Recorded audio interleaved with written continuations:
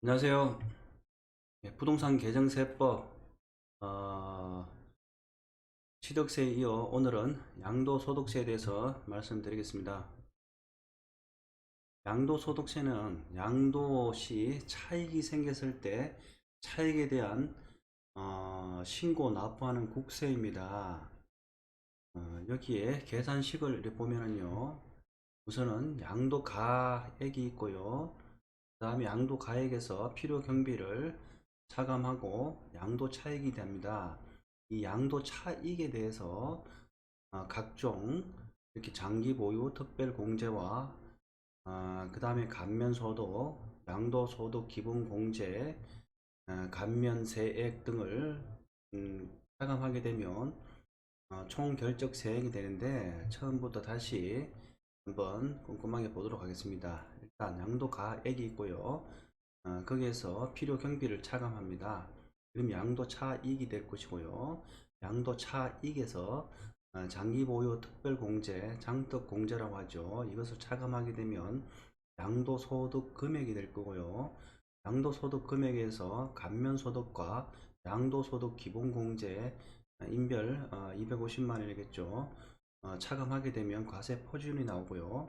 과세표준에서 조금 이따가 다루게 될 세율을, 양도소득 세율을 곱하게 됩니다. 그러면 산출세액이 나올 거고, 거기다가 감면세액을 빼줍니다. 그리고 결정세액이 될 것이고, 결정세액에서 만약에 신고 납부라는 이런 것이 제때 못했을 경우에 가산세가 붙을 겁니다. 그러면 가산세가 있으면 가산세를 더해주고, 거기에서 이제 총 결정세액이 나옵니다.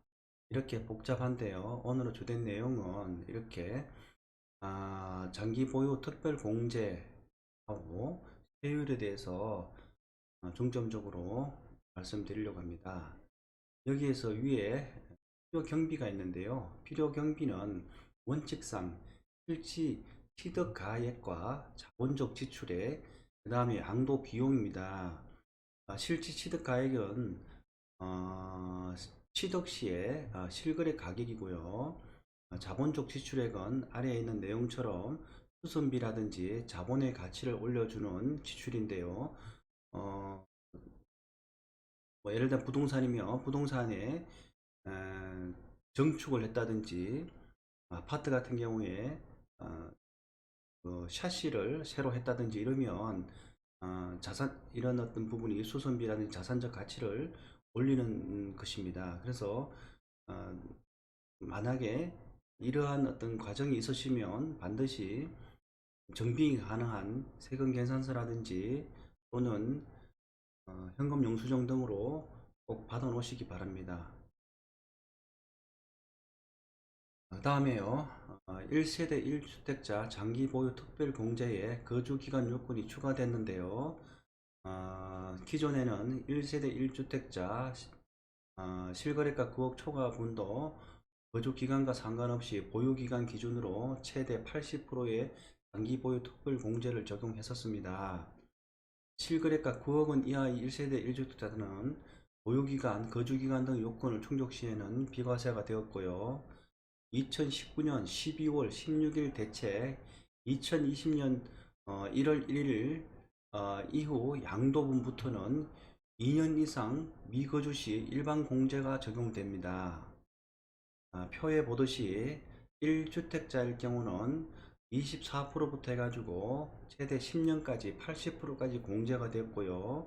이 다주택자 일반 공제라고 하죠. 여기는 6%부터 해가지고 2%씩 증가해서 10년이면 20%, 15년이면 30%까지 공제가 됩니다. 그래서 개선된 내용을 보면은요, 1세대 1주택자가 장기 보유 특별 공제율을 최대 80% 10년을 유지하되 거주기간을 요건으로 추가해서 공제합니다. 이 공제 내용은 차등 적용되는데요. 연 8%의 공제율을 보유기간 연 4%와 거주기간 연 4%로 구분해가 나눠져 있습니다. 여기 보시면 1주택자이고요. 보유 기간과 거주 기간을 나누어서 4%씩 4%씩 정액이 돼서 40%까지, 그 다음에 40%, 그래서 총 80%가 이렇게 합산되고요.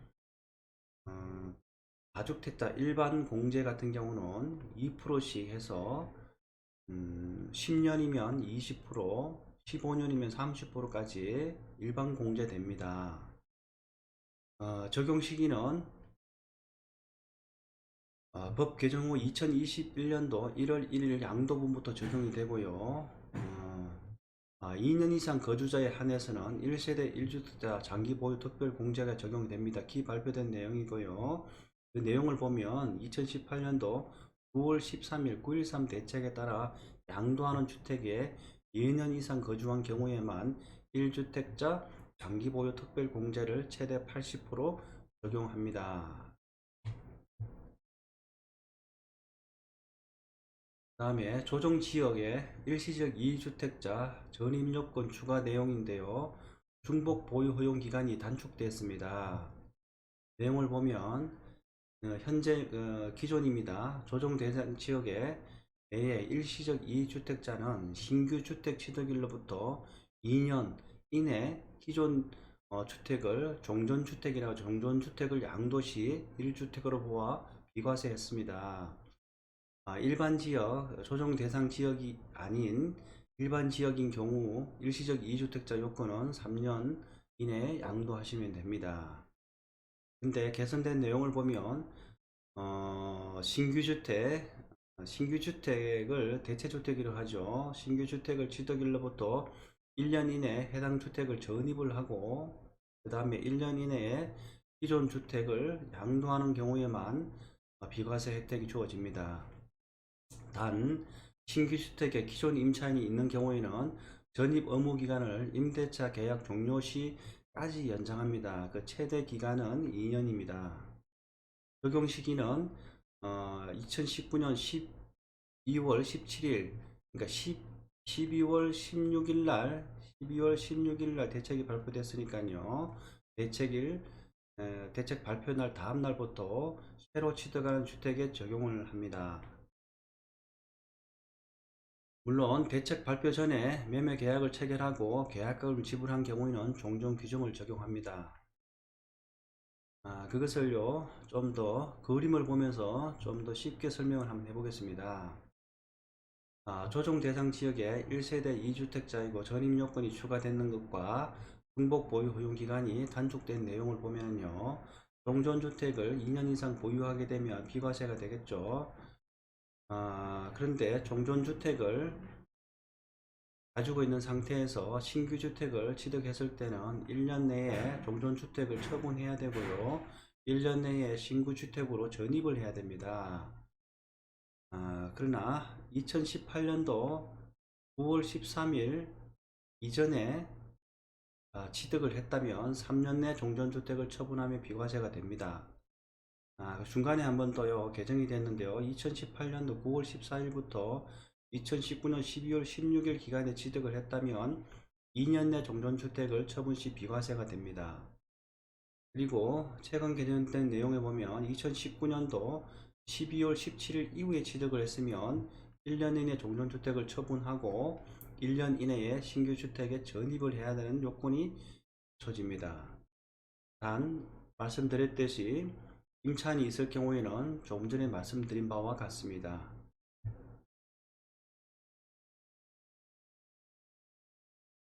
그 다음에요, 등록 임대주택인데요. 많은 분들이 지금 5월부터 해서 임대소득세 신고 때문에 상당히 복잡하고 예민하고 신경 써야 될 부분들이 많은 것 같은데요. 등록 임대주택에 대한 양도소득세 비과세 요건, 거주 요건이 추가된 내용인데요. 결론을 말씀드리면 조정 대상 지역 내에 등록 임대주택도 거주 요건 2년을 충족해야 1세대 1주택 비과세 혜택을 받을 수 있습니다.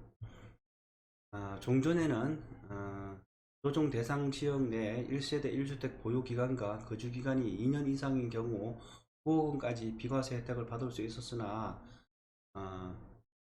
민간 임대 투기에 따른 임대사업자 등록을 한 경우에는 거주기간 제한을 받지 않고 비과세 혜택을 받을 수 있었습니다. 하지만 내용이 변경되었으니까 이 내용 꼭 참조하시기 바랍니다. 또 조정 대상 지역 다주택자 양도소득세 중과시 주택수의 분양권도 포함되어 있습니다. 과거에는 9.13 대책에 따라 대출 청약 시에만 분양권도 주택수에 포함하고 세제상의 다주택자 여부 판단 시에는 주택수에 미포함했었습니다. 그런데 개선된 내용에 보면 다주택자가 조정 대상 지역 내 주택 양도 시 양도소득세 중과를 위한 주택수 계산의 분양권이 포함됐습니다. 자, 여기까지 하고요. 다음 페이지로 또 넘어가겠습니다. 조정 대상 지역 내 다주택자가 양도소득세 중과가 한시적 배제인데요. 결론을 말씀드리면 10년 이상 보유한 주택을 양도하는 경우입니다. 그리고 2020년 올해 6월 말까지 양도하는 주택에 대해서 한시적 중과되는 2주택자가 10%고 3주택가 20%인데 이것을 배제하고 장기 보유 특별 공제도 적용을 배제한다라고 되어 있습니다.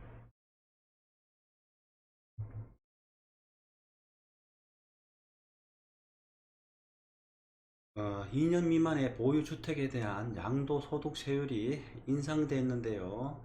여기도 간단하게 결론만 말씀드리면 개선된 내용이 1년 미만이면 50%로 2년 미만이면 40%로 해서 주택 외의 부동산과 이렇게 같이 세율이 바뀌었습니다. 물론 종전에는 2년 미만일 때는 기본 세율, 1년 미만일 때는 40%였습니다. 이 두 내용이 이렇게 바뀌었으니까 꼭 참조하시기 바랍니다.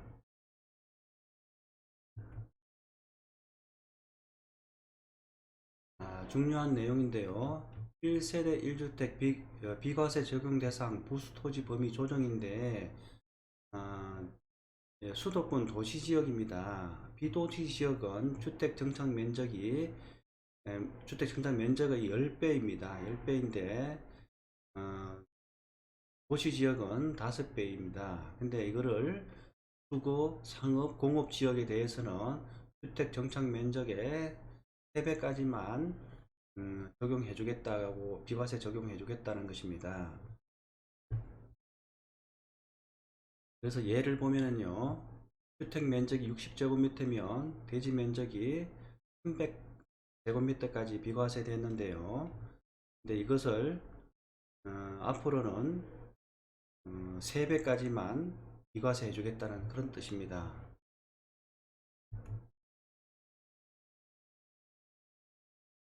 또 한 가지 중요한 내용이네요. 고가 겸용주택 1세대 1주택의 경우 주택과 상가 구분하여 비과세 한다는 건데요.